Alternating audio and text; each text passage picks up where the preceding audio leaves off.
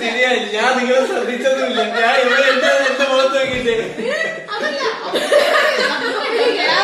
ഗന്ധർവന്റെ ഗായകൻ താഴെ നിൽക്കുന്നത്. ഗന്ധർവൻ ഗായ മോളിൽ കയറിയിട്ട് ഇങ്ങനെ താഴെ വരുന്നു. അത് വന്നില്ല. ഗന്ധർവൻ ശ്രദ്ധിച്ചില്ല.